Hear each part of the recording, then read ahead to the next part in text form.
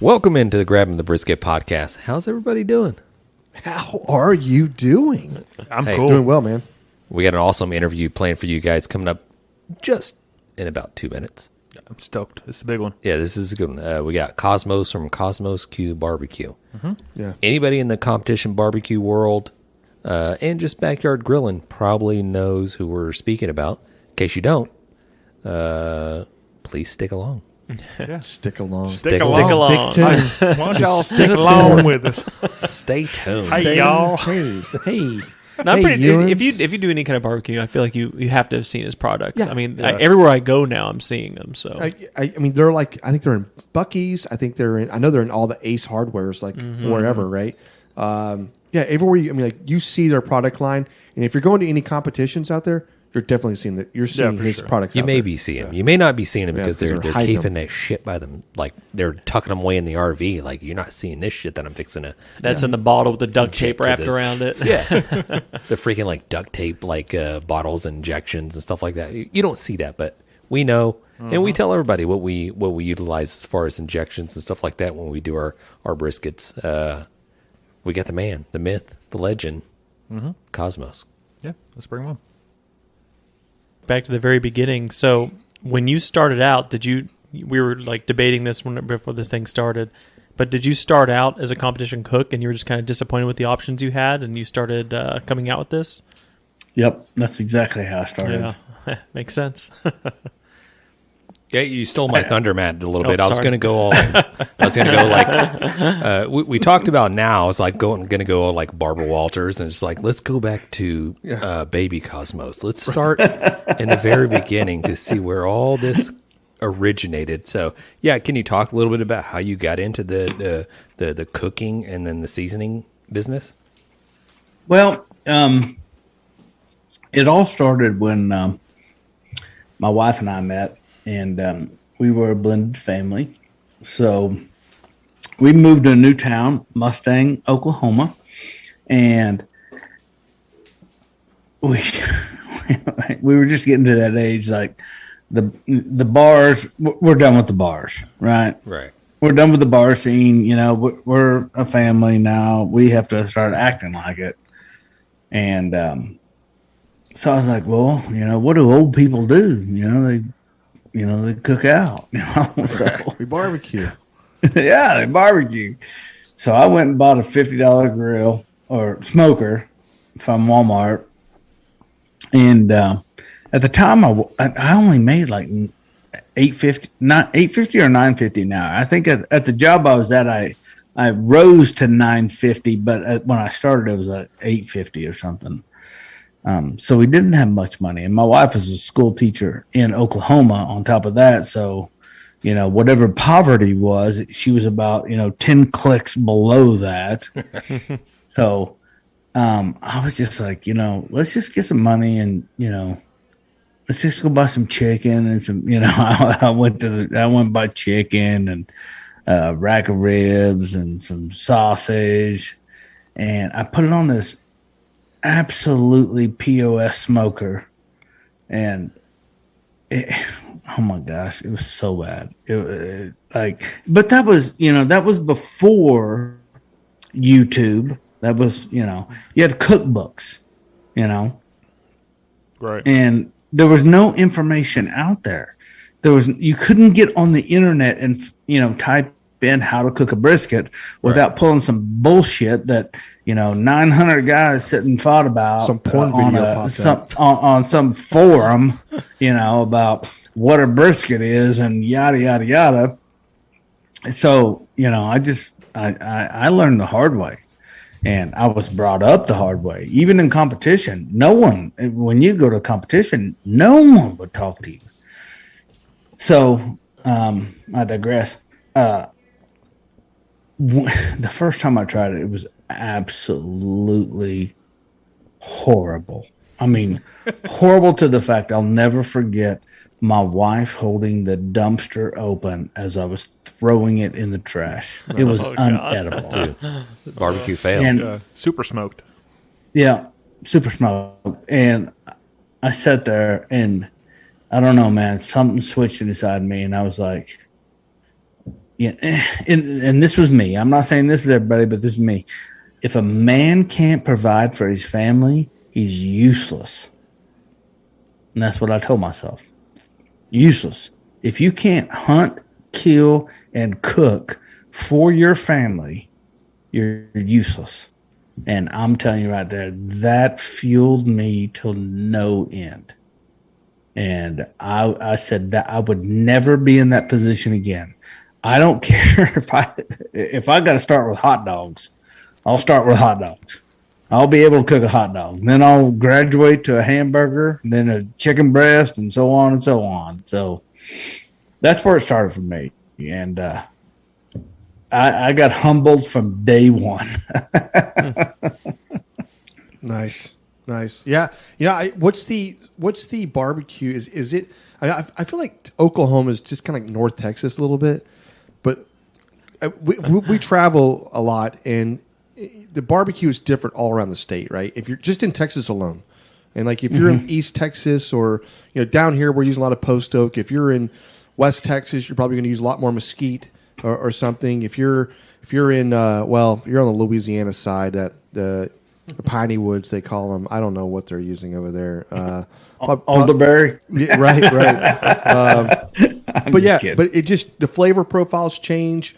So what is it like? Or what was it like in Oklahoma at that time, or whatever? That's a great question, and my buddy Donnie Till, he used to have the best answer for this, and I mean it's kind of funny, so don't take no offense. He said, barbecue's kind of like, it's kind of like a sandwich. You got Texas and you got Kansas. That's like the bread, but all the good shit's in the middle. Right. Okay. All right, I guess we'll wrap it up right here. That was a good podcast. Yeah.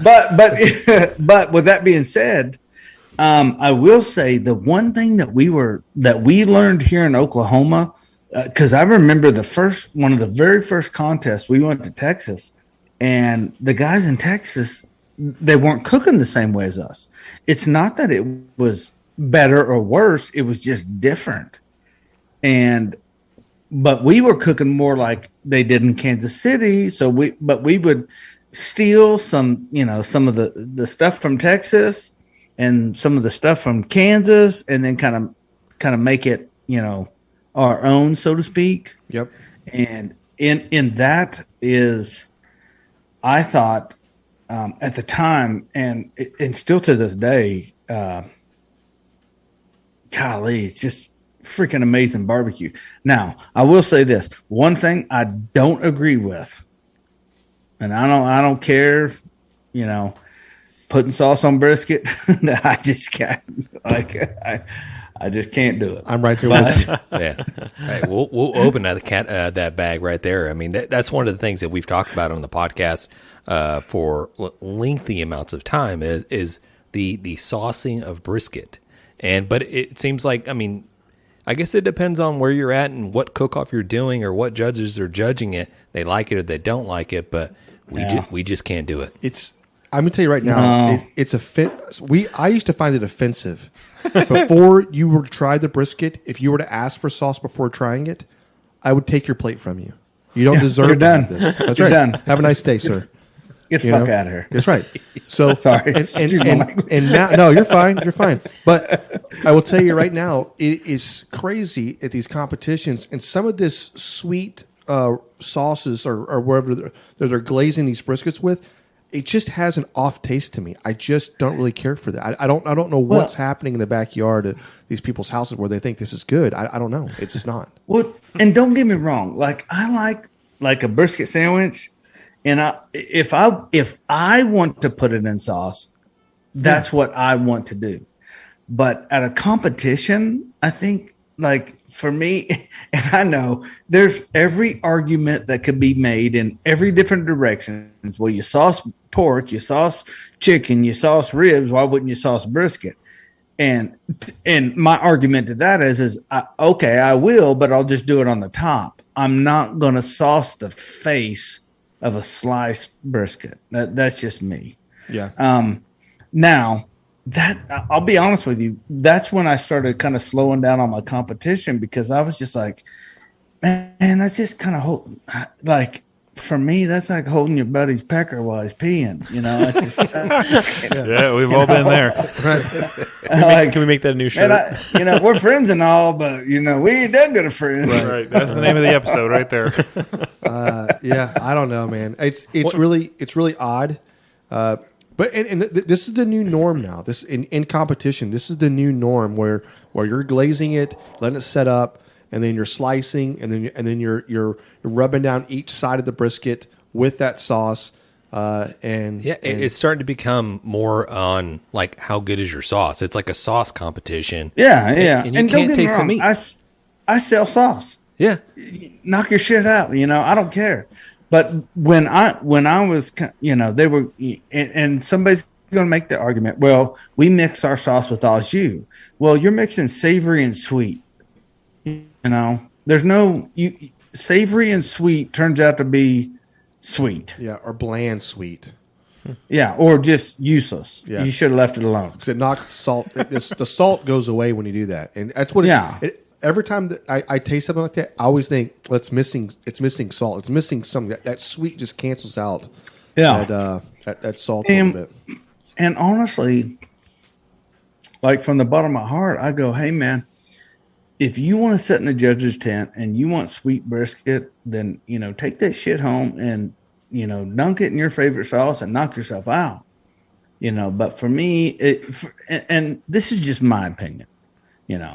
I'm not saying I'm right or I'm wrong. Nothing. I just think it's bullshit. Yeah, it's like if you go to a steak competition and you're putting steak sauce on the steak before you turn it in. You put A1 on it, right? Well, it's funny. It's I've went to restaurants and people go, well, you can sauce, the slice, but you can't sauce the chop. And I'm like, what the hell's the difference? Yeah. What's the difference? If you're going to serve me pulled pork with sauce on it, I'm out. I do want to taste the meat, but and I will add sauce at my discretion, not yours. Yeah, I want to see your before and after. Mm-hmm. No, I totally agree. I have talked.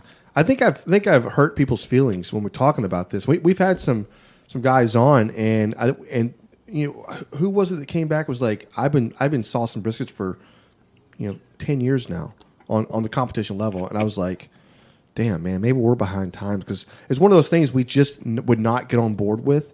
And recently we had a comp and we went back and forth. Like, do we got to, like, do you have to, we sauce? Are you, yeah. Are you getting like, not bullied in, you're free to do whatever you want, but yeah. It's that if we don't do it, we're out. That's right. If we do it, we're, you could be out. Can't look at ourselves in the mirror afterwards. Right. Yeah. Right. You got to pee sitting down for the rest of the week. Right. Well, see, that's something, like, and I think, James and I were talking about this the other day, and he brought up a good point. He's like, look, he goes, on these smaller cook-offs, sometimes it's not as well or whatever, because you're getting a lot of, sometimes a lot of these briskets taste alike a little bit, they're all using kind of the same rubs and whatever else. But one of the things that you brought up, James, was like, on these bigger cook-offs, there's so many different meats coming in. And if you're getting a bunch of sweet coming in, a sweet barbecue, sweet brisket coming in, and you give them something that's more of a traditional style brisket, it can set you can set yourself apart a little bit by doing that. I think you can.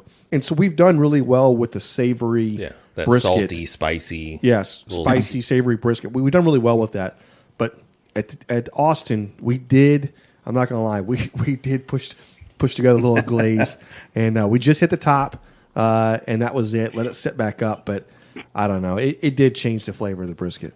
It was still a good-ass brisket. Yeah. Here's the problem with it for me. If you have we all, pulled over at a gas station and got us a candy bar and a Coke. And then you take a drink of that Coke, and I don't drink that much Coke or that much pop, period.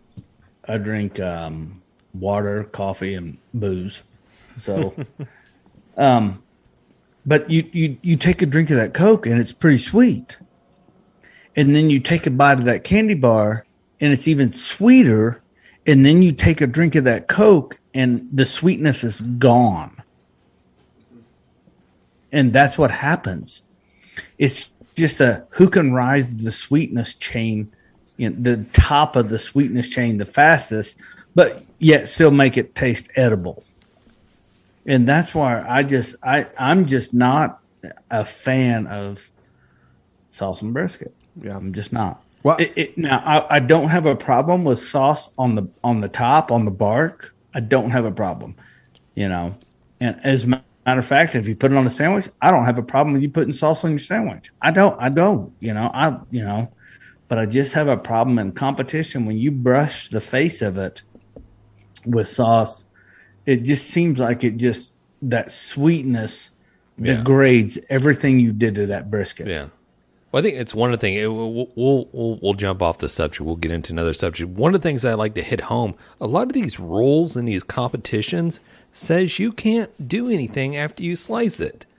But yet everybody is just cover it in candy, just dipping it and dripping it in au jus and just everything they can do and throw in the box and you cover it. I mean, you do what you got to do to win, right?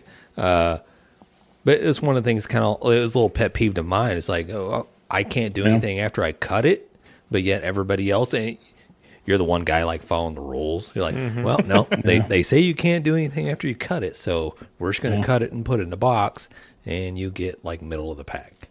Yep. Yeah. It happens. It is. Life. Yep.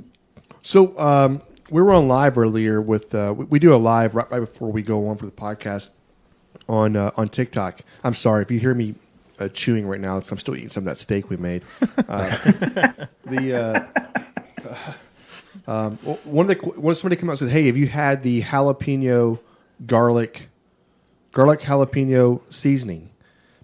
And I have not had it. And multiple people were ranting and raving over the seasoning, which brings me to ask you, what is the best selling seasoning you have?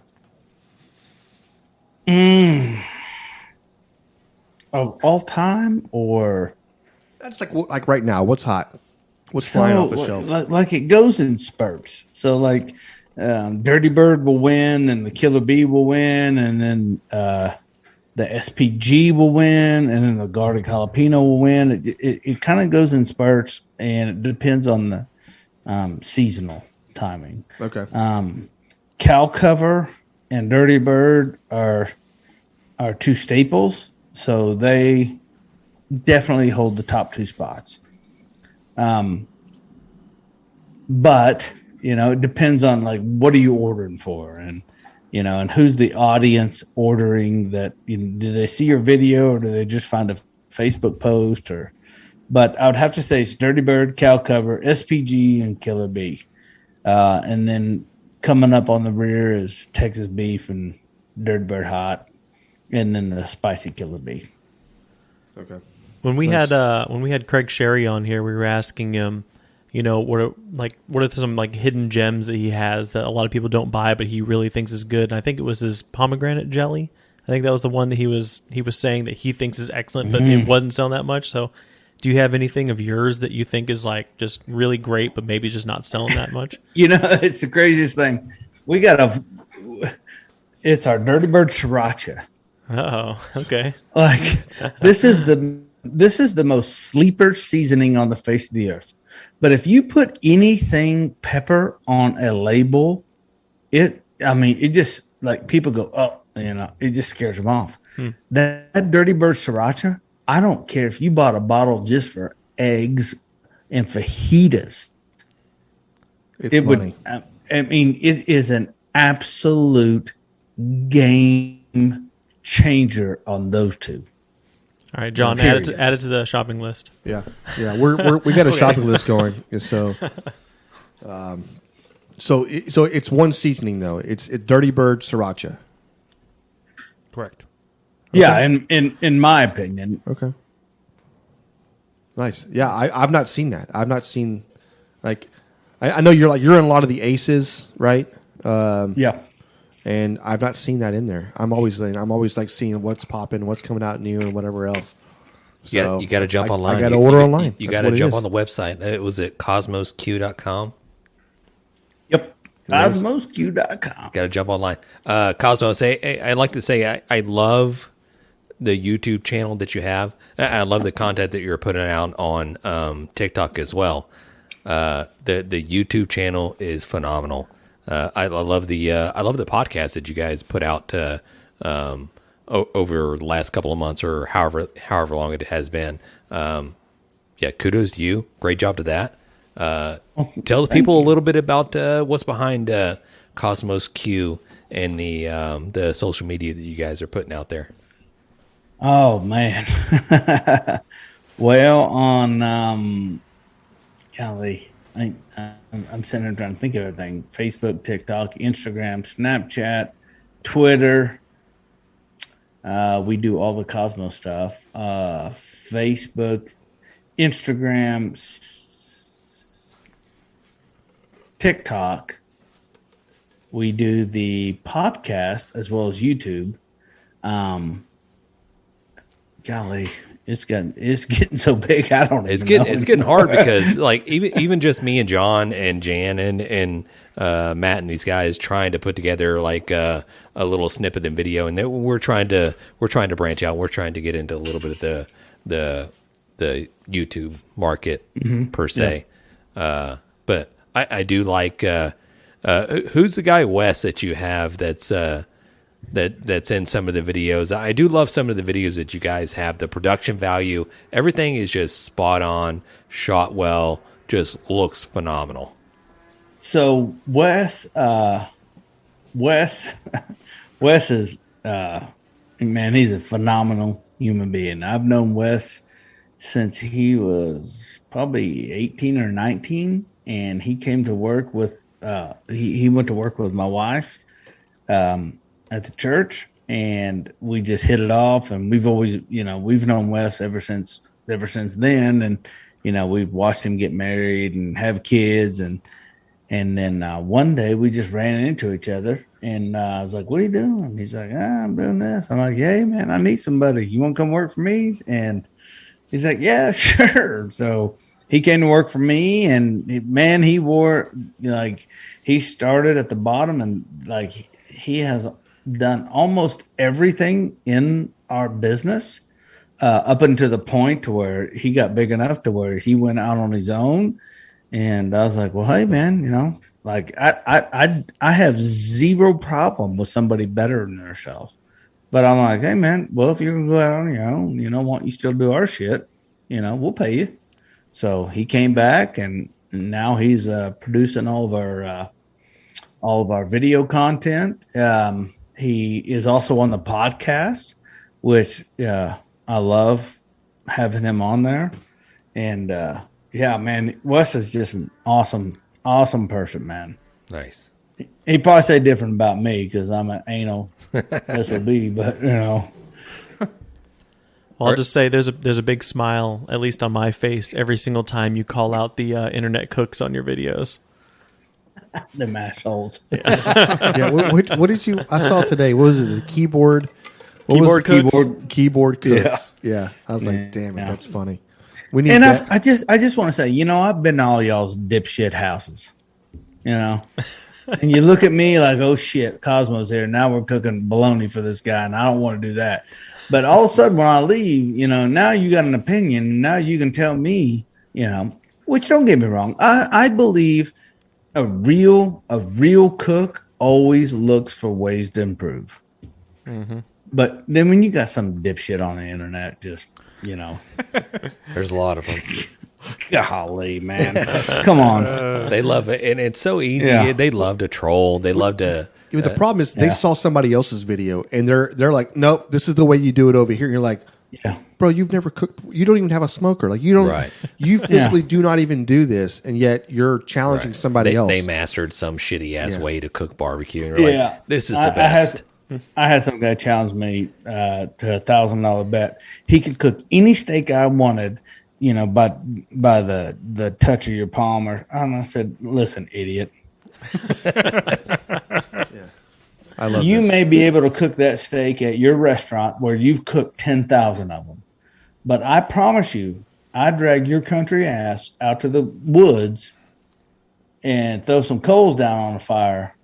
You may be able to hit it, but your odds greatly diminish because now your entire system and process has changed to a control that you don't control.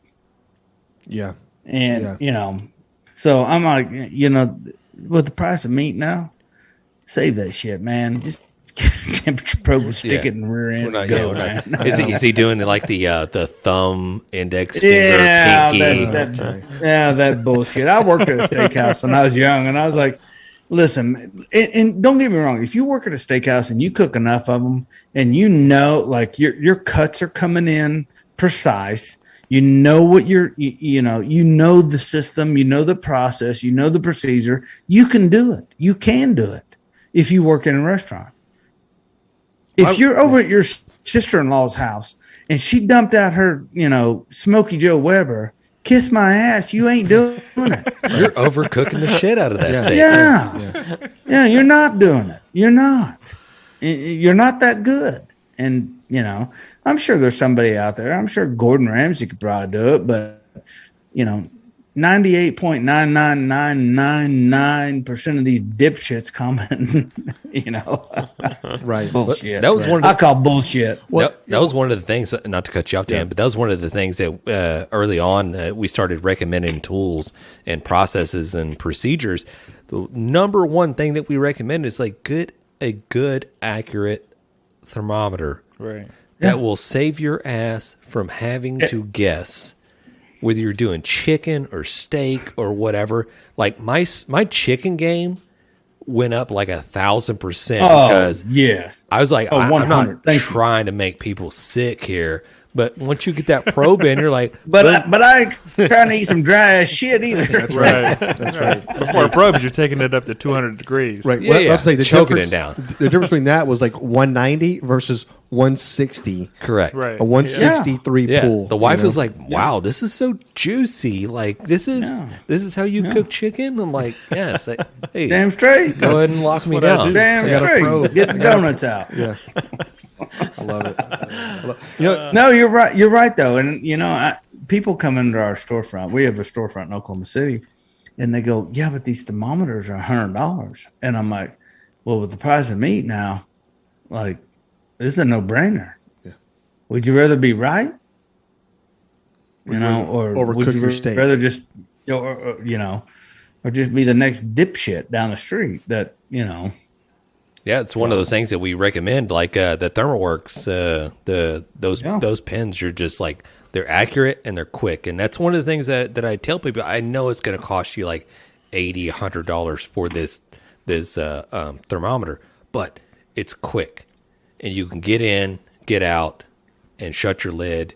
If it's not cooked, if it's ready to go, you can pull it immediately. But I've dealt with so many other different brands that I'm sitting waiting like 5-10 seconds and it's still counting. I'm like, what is the temperature? I don't know. Yeah. No, you're right. And that's why I tell people, you cook on that for a month or whatever, you will save yourself that meat. Yeah. So let me ask this. What is Kosmos' favorite cut of meat to cook?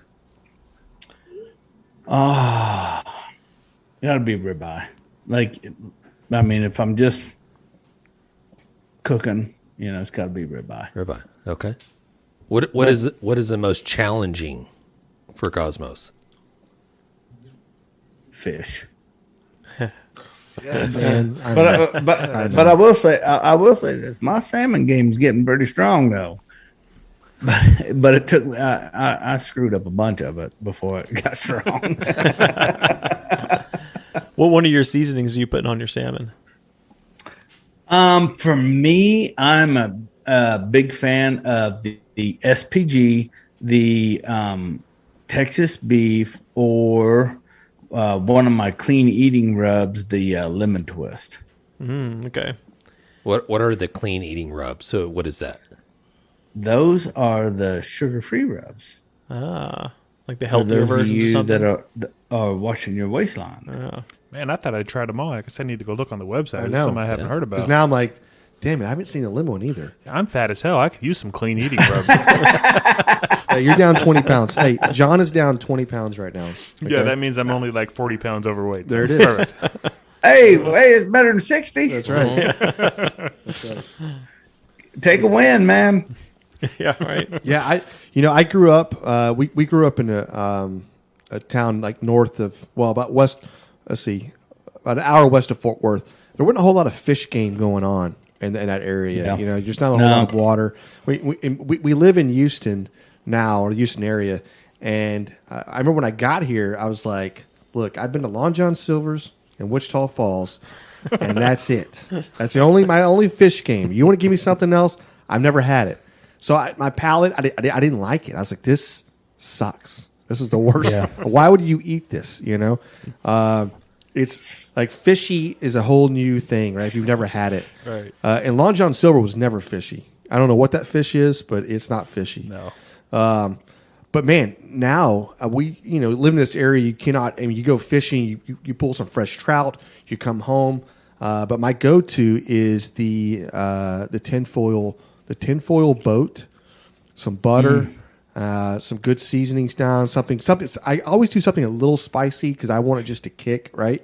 And that's it, man. I don't flip it. I don't do shit. I just let it sit there and simmer in that butter. You can't go wrong. That's like, to me, it's like the ultimate way of cooking. And I've seen people like the skin side down, and everything's getting flaky. And I'm like, I don't know if I have patience for that. Yeah. I'm going to screw it up. But the tinfoil boat, you can't screw that up. It's just good. No, that would be good, especially with some Dirty Bird Sriracha on there. See what I'm saying? We got to get some of that. We're going to get some. Don't worry. That's good. I was just thinking, I loved all of your takes earlier. I was trying to think of what other some like fat side up or fat side down on your briskets. Like, you got a take on that? Yeah, I do actually. I love it. It depends on the cooker you're using. Mm-hmm. So, obviously, I'm a stick burner. You know, if it's not competition, I'm going to go fat side up. If it's competition, I'm going to go fat side down. And that's only because I'm cooking it hot and fast. So I'm running, 350 right out of the gate, then coming down to 325 and then hovering around 300 in that area. Yep. But for home, I like fat side up. And I like to just work that bark and just turn it into, pure fatty gold deliciousness. That's what I'm talking about. Yeah.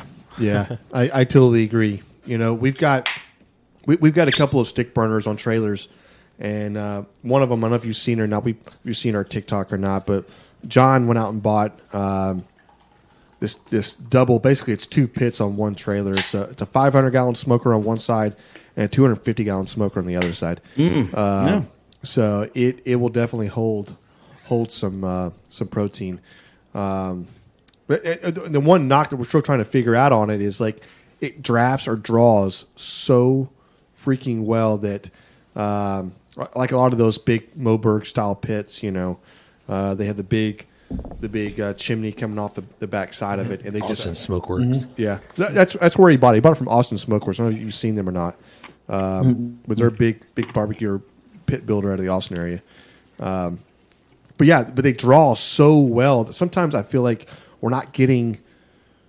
There's a smoke. You know what I mean? You're not getting as much smoke on the meat because it is drawing so well. Even though I know there is, you know what I mean? It's that you open it up and it's just everything's like when you open up, you're not getting a bunch of smoke in your face because it's still pushing out the damn thing. Well, but you're running clean now. Yeah, You are running clean. For sure. Oh yeah. And man, that's what I tell people. Listen, man, just because, white smoke is not your friend. It's not, unless you're on a pellet cooker. If you're on a pellet cooker, then it probably is your friend. That's all you for got. 2 hours. You better use it. I was waiting for that take too. Yeah. That's all she's got. But on a stick burner, white smoke is not your friend. and get that thing running clean, and just let it go. And I always tell people, let that cooker run. It's just like, buying a horse, let it run how it wants to run, and then work your game around that. If you try to push a cooker that loves to run at, 280 to 225, one of the biggest mistakes in barbecue, you're choking it down. I love and that. you're going to, you're going to turn out a bigger, a worse product than you would just letting it run. Like a bitter piece of It's just shit. shit. Yeah, a better piece of shit. That should be a candy bar, shouldn't it? Let me ask you this: while we're on like trends that everybody across the whole internets is jumping on, is this beef tallow? They're just putting beef tallow on everything, and they're wrapping it with everything. And for me, and we've discussed it before. Let's get Cosmos' thought on this because it's something that's like a pretty hot button topic for everybody. Marketers fuck up everything. This is bullshit, in my opinion. I mean, you're cooking beef and you're putting beef you're cooking. I think that's if you're gonna do that, that's exactly fuck what we're that. Throw bacon on there. Let's skip the bullshit. Let's get to the bacon. I totally agree. Like, you're cooking something that already has tallow in it, and you're putting more. Like, it doesn't make any sense to me. Like, it's like putting chicken on your chicken, right? It's already going to be chicken. I don't know what you're trying to do here. Or trying to fry up bacon in bacon grease. Right. And It's going to make and I've saw videos on YouTube that go, oh my gosh, I've done these 2 briskets and the one with beef tallow is way better. And I'm like, well, it could just be a better brisket. Yeah, better piece of meat. Or Or they're full of shit. or it could be you're just pushing, beef tallow propaganda. Right. right. Look, Like, I mean, don't get me wrong. Like, I see a need for it, I do. And what that is, I would add it to fried potatoes or some shit like that. But exactly. I'll kiss your ass if rubbing beef tallow on your freaking, butcher paper is going to make your brisket taste better. What does that even do? It's like you could do the same thing with any. All it is moistening Oil. the paper. Yeah. Are you Yeah. going People to like bust to- out like some canola oil and slather it all over your? Can you imagine what people would say if you pulled out a bottle of canola oil? Right? It was like our vegetable oil. Like, just sprayed it all over. And you're like, this is how we get down. This I we're want not it to doing. taste like peanuts. Right, I'm putting right. peanut oil on. Peanut oil. Those are the people that you say, hey, go get me a beer. Right? No, right? Because they fall. It's not because they fall for everything, but they do. They see it and they go, nope. This is. I read it on the internet. And it's true. Well, and I don't even know it's that. I think they're trying to they're so excited about grabbing the next big thing to push themselves to the top. Yeah. That they will. Yeah. Yeah. Oh, Because I'm gonna tell you right now, rubbing beef tallow on your butcher paper is bullshit. Yeah. Yeah. I agree. I love this. Right. Yeah. I totally agree. We should do a video. I could tell you probably 2 or 3 different uses of beef tallow that would be freaking phenomenal. And that's making potatoes. That's making rice. That's making stuff that you Agreed. would normally add oil to. Add a little beef tallow to it, dude. It pumps that flavor up. Yeah. But don't put beef tallow on your beef. On your beef. Put It's already got. It's already got it. The scenario behind that in my head is like, if I'm using peanut oil to fry my French fries, if I add just a little bit more peanut oil, fresh peanut oil at the end, it'll make my French fries taste more like French fries. Right. Obviously. Yeah. Shut up. Shut up. No, shut up. Just get out of here. And I say this because I've worked in kitchens. And geez, man, it's just like I feel like I'm Gordon Ramsay right now, and I just want to say, get in the back, you freaking donkey. yeah, You know, like Yeah, donut. the donut. so that's my take on it. Nice. Good thing I'm not drinking, huh? Right. Yeah, right. No, we get the real truth in. Right. Yeah. Let's flip it. Let me ask you off the wall, off the cup. So when Kosmos is partying in the backyard, what is the go-to music? Who's got to control the aux, and what are you playing? What's the go-to Oh music? shit. Heavy metal. Loud. Yeah, hell yeah.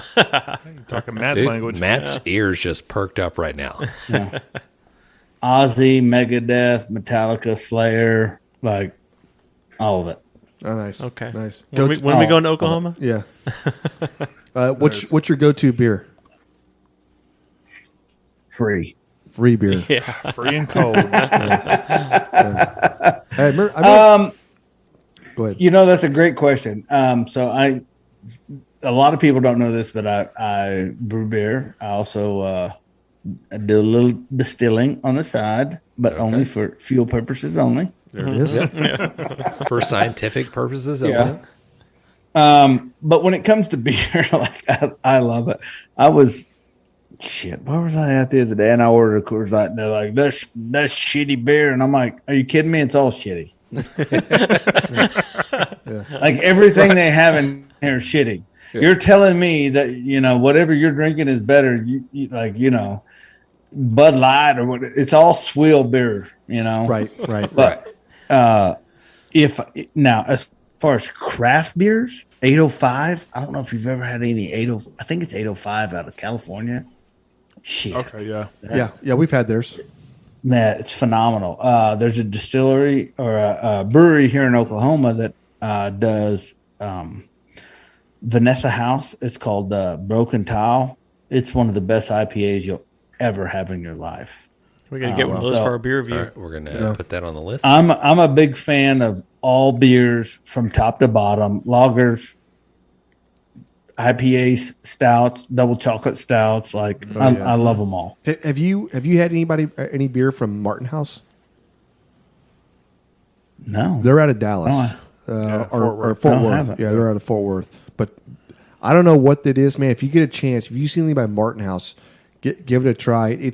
We call them like the mad scientist because they come up with some crazy concoctions. They got new beers every week. Every week, a new beer is coming out, and some of the worst beers I've ever had in my life came from them, and the best. I guess we rated the highest, right? It was the highest rating beer we've done on the podcast. Came from them as well. So they have everything in between, but it's a cool facility, I think. Yeah, I love the argument between Coors Light, Bud Light, Miller Light. I'm like, this is all the same. Like, Let's be honest. We're just trying to drink as many of them as we can. Correct. Yeah, we're not trying to get up into this special craft market where we can only have about 5 beers, and then now we're pissed drunk and we're pissing out the wives and all that stuff like that. But We do a beer review on our podcast every week, so we kind of like has started dabbling into the craft brew market. By no means are we any type of aficionados. No, we certainly are. What certainly are. What is the name? We're beer sommeliers. Sommeliers. Beer sommeliers. Sommeliers, yeah. I've had enough in my lifetime. I can be considered a beer sommelier. Is that how it works? You just drink enough, now you're... If you've had enough. Okay. Yeah. I don't think like 94% of them being Coors Light, though, qualifies you for that. That's not true. I think to qualify as a beer sommelier, you had to end up in an ER getting charcoal, an IV, an IV to bring your ass back, because you drank too much. Yeah. So I guess by that standard, I'd be a beer sommelier. Well, then guess what? So am I. So we got 2 experts right here. We're passing around certifications left and right here. Oh, sheesh. So what's next for you? I mean, we've obviously had the wing sauces, and such, but you're putting a whole bunch out there. You've got your seasonings, and I think your seasonings covers about every piece of protein out there, right? That you want to cook or anything else. And then you've got your brisket mops or sauces and injections. Which we It's one of the things, like, I remember for a long time we never wanted to tell anybody, like, we were using Kosmos injections or anything. Nobody wanted to say we are anything. not using Cosmos Reserve Blend Right. brisket injection. Yeah, we don't do that. We don't use that. We do not use that We at don't. all. We don't use that. That's not always on the shelf, ready to go. Right. Yeah. But other than those, we do use them all. And but yeah, so what's next? Like, I feel like you're like kind of like a mad scientist here yourself. Like, what else are you kind of creating or coming up with? Is there anything new coming out that you haven't put out there yet? Or Yes. oh, nice. Yeah. If you don't want to share it, you don't have to, by the way. But if you want to kind of give us a flavor profile or something on it, that'd be nice too. A teaser. Yeah, a teaser. Tell us everything. Brittany would probably kill me. But I will say this. Look for new flavors of almost every single category we have coming up this year. Okay. Okay. Not to mention some things that no one would ever see coming. There it is. I love that. It's like the trailer. You just put the trailer out there. It's like coming soon. Yeah. All the shit that you thought you had. Coming soon. All the stuff that you thought you would put on meat. 2023. It's ground stomping, piston popping action. Yeah. Sorry. Oh yeah. I just Jean-Claude Van Damme and like Steven Seagal is just popping out right now, just like karate kicking everybody. Roundhouse. And Chuck Norris Love comes it. in, blows them all up. I love this. This is a commercial. What's happening? We should shoot a commercial. That's awesome. That's all I'm saying. Okay, so cool. So you've got that. That's coming out in this year or next year? This year. This year, there's going to be a bunch of new stuff coming out this year. Okay. A bunch of new stuff. And if I have my way, there'll be a bunch more. Because, like, my head is... I don't think... my team is very, very good at what they do. And I just want them to be faster. But, faster is not necessarily better. Right. And that's the one thing that I recognize about me is I want everything yesterday. But we need to do our due diligence and make sure that we lay the groundwork. That way everybody is receptive of it. But I just had an idea the other day that I was sitting there and I was like, holy shit, no one's even doing this. No one.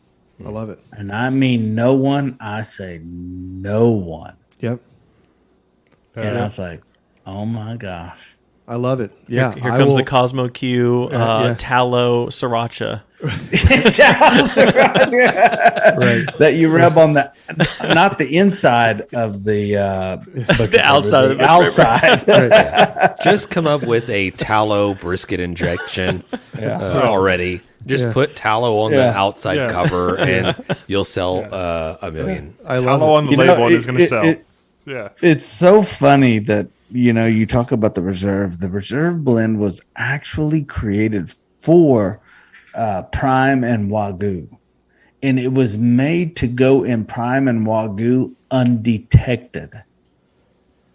Okay. Meaning, if you injected it and you ate that brisket, you could not tell that there was an injection in there. And it still to this day will absolutely blow your mind away. But I noticed the trend started changing to flavored injections. And I was like, well, why wouldn't you just take the reserve blend and add the flavor you want if that's what you want? Right. Like, why would you, I don't want to be locked down to, a certain flavor. I would rather create my own. But then again, if I had that same thought on chicken injection or the chicken soak, I was never going to release the chicken soak. That was 100% for me to go to a competition because I hated making brine, every single week. So I just made an instant brine, So, Okay. I see. You know what? I see the wheels turning already. And I can't wait to see these new products come out. Test them out. Some will tell people we're using. Some we won't tell people when we're competing in that we're using. Either way, To be fair, we're actually we had what is her name? The steak cooker. I'm sorry. She won. Sunny. Yeah. Sunny. So we had Sunny on the podcast, and I brought up because I didn't realize she was using a lot of your lines or whatever else, and I brought it up. And I was like, look, I said, like, we're using the Cosmos, blah blah blah, this and that, and then she was like, well, that's really funny because I'm using a lot of his lines, or maybe she's only exclusive to using I've been there. I'm there. Your stuff. Yeah, she's like, I'm already doing that, blah blah blah, and I was like, damn it, okay. But we actually tell everybody. There's like anybody ever ask us, like it's just sitting out on our tables. It's even at competitions. Now there's some seasonings that we don't really say anything about, especially because we're layering and whatever else, and that's just a competition. That's a competition guy in me, or in all of us, right? We're like, we don't want to tell everybody what we're using, but well, I think it's one of the early ons of me stalking Cosmos in the YouTube videos and all this stuff like that. So there's a terminology that Pop kept bringing up about people rolling into your site trying to just scope out what you got. Scope out what's on your tables and what's going on. Hey, can you the old Shiggin tour? The old Shiggin tour, Everybody loves doing that. Like, especially if you start winning, there's a lot of people that just keep coming over, just like shaking hands. Hey, how's it going? They're shaking your hand, but they're looking over here, wondering eyes. Oh yeah. Hey man. Up here, buddy. Yeah, my eyes are up here. Yeah. No, the old Shiggin tour. That's funny because it's so funny you mentioned that because that's the actual the reason that I called Dirty Bird hot and cow cover hot. They're not hot. Yep. They're just different. Yep. I mean, they get to some people that think pepper is hot, they'll probably say they're hot. But I did that for a reason because then people would go, there's no, like, you don't put hot on competition barbecue. You just don't. Right. And I would have them damn bottles sitting everywhere. And they didn't know that is exactly what I was using. You know? Yeah, that's awesome. Well, dang, this has probably been my favorite interview ever. I'm just gonna say that. And I really want to like go to your place now and listen to some Megadeth, and then while cooking a brisket and drink a Coors and IPA and a porter right in a row. Hell yeah! Right. Hell yeah! That's funny. So that sounds like some shit I would absolutely do like on a Thursday night. Even better. Right. Yeah, it's it's funny. Like everybody has a day of the week they drink on, right? Like Friday night, of course. Like, Friday night's not even part of the weekdays. It's a weekend, in my opinion, right? Yeah. After 5, right? And then Thursday night now is like the new Friday night because I go by places all the time. Like, man, they're packed on Thursdays. I'm like, how anybody out Thursday? But this past Monday, my son and I went to dinner, and he's like, "Hey, let's go to dinner." I'm like, "All right, cool." And he actually had one of his buddies from the Air Force that was going to come out, and so we're drinking and we're having dinner, and then on the way home we stopped by this little neighborhood place right by the house. He's like, "Hey, you want to have another beer?" And I'm like, I wanted to say not really, but I was like, "Man, he's 25. Why not?" Man, we closed that freaking bar down. It's just a bar. It's a bar and restaurant. That's all it is. It's not like a whatever. But we closed. It's like midnight. Down. Yeah, it was like 1:00 in the morning. I'm at home and I'm like, why would I say yes to this? I'm such an idiot. Like, damn it. Yep. Yeah. Hey, I've been here before. I know the routine. Yeah. On a Monday night, nobody does it on a Monday night though. Yeah, that's just we are our worst enemy. Yeah. 100% true. Cosmos, hey, we thank you for being on the Grabbing the Brisket podcast. We definitely, you have an open invitation whenever you want to jump back on. We will welcome you with arms wide open. Last couple of minutes, we're going to leave it open to you, and whatever you want to discuss or whatever you want to tell the people to go check out, it's all up to you, brother. Well, yeah, if you guys want to go check out our new podcast at CosmoUnfiltered.com, it's on all the different places where you can look at it, watch it, hear it, listen to it, and you can actually read it too. So it's even on CosmoUnfiltered.com. You can read it, listen to it, watch it. So whatever is your passion, it's not so much barbecue related as much as it is life related, and the journey that I've had in life, which has been crazy. And also for your listeners, I do know that I believe there is a code for your people. Okay. To use it. Yeah. It's code podcast, all capital letters. If they go to cosmosq.com and use podcast, in all caps, they can get 10% off on anything they order. So Badass. Well, shit, I'm gonna do that. Right. Hey, we already have a shopping list. my cart's full. Hell yeah. So no, man, it's been so awesome. Thank you guys for having me very much. Yeah, it's not often I get to do stuff like this. It's not often I even get asked to do stuff like this. So I want to thank you guys for allowing us to come on here and be part of your community. And I'm very grateful. Yeah. Our pleasure. Yeah, definitely. It's been great. Yeah, it's one of those deals where that everybody loves talking barbecue, and it's one of the reasons why we started grabbing the brisket, just to get out there and just talk barbecue and talk with all like-minded people, and just it's so very cool to share the stories, and it's so very cool to learn the tips and the tricks and the knowledge, and it's very cool to have you on the podcast. Okay. God, I You said say cool, cool like again. So cool. Say cool. Yeah, it's cool in a lot of ways, really. I Say got cool. Say what, motherfucker? got like Samuel L. Jackson Yeah. right over in my corner, just like Right. telling me to shut up. Yeah. Cosmos, hey, thank you very much. We appreciate it, bud. You guys have a very blessed rest of your evening and rest of your week. Word. Thank you so much. Thanks, Thanks, brother. man. See you later. man. Take care, bud. Cheers.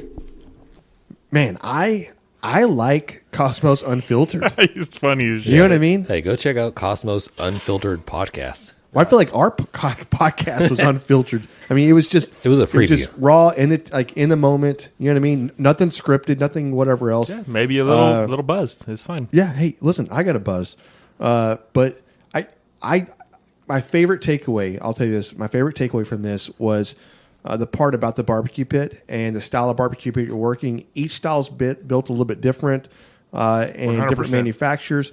And the one thing that I was like eye-opening a little bit, and again, we've been doing this a long time, was like, cook the way your pit wants to cook. Yeah, Your don't- pit has a don't fight way it. that it wants to cook. Why would you fight against it? And we so often try to make the pit conform to the way that we want to cook, right? And again, I get you can use less wood to get your temperature up and whatever else, but there's still a way that pit wants to cook, and that's the way you should be doing it. Yeah. Or unless you want I to agree. fight, right? And man, Yeah. that's such a powerful statement for Another thing is people that barbecuing. we don't like white smoke. Yeah, we don't like white smoke. Right. Yeah, and we don't. Unless you're on and Traeger. We do like the Dirty Bird sriracha. Yeah. Well, we're going to. We We're need to going we to. need to try We're going to 'cause try it. Apparently, that's a seasoning that a lot of people are sleeping on right now. And the sriracha tallow. Right. Yeah. So when the sriracha tallow comes out, Cosmos trademark. yeah, sriracha tallow. Yeah. No, I totally agree. I mean, and listen, if you want to sleep on the sriracha seasoning, go ahead, because we're going to pick it up and start using it, and we're going to be winning chicken dinner. Yeah. So everybody slide over to cosmosq.com. And I'm sure a lot of people listening, we've heard of them, but there's probably a lot that I don't know who this is. Yeah. Go slide over there and We check don't it know out. them. Yeah. Use that code podcast. Get yourself a discount. Podcast, 10% off. All uppercase. Is that what he said? Okay. He did. Okay. Nice. Perfect. And while you're at it, while you're checking out the websites, go check out Grabbing the Brisket or grabthebrisket.com. Yes. Perfect. And you know what? And you say and again. I know what he's going to say. Say and again. Is it cool? And it's And- cool. It's cool. And John's going to cut it out anyways. I'm not. Please cut it out. Nope. It's been great talking barbecue with you guys. Peace. Later, guys. Thanks, everybody. We've been great. Dang it, Bobby. Just grab the brisket. We'd like to give a special thanks to Sucklebusters Barbecue Rubs and Sauces, Bolner's Fiesta Spices, CoolieNation Custom Koozies, Cambro Manufacturing, YETI Coolers, the Smoke Sheep Barbecue Newsletter, and Dalstrong Knives. We definitely appreciate your support.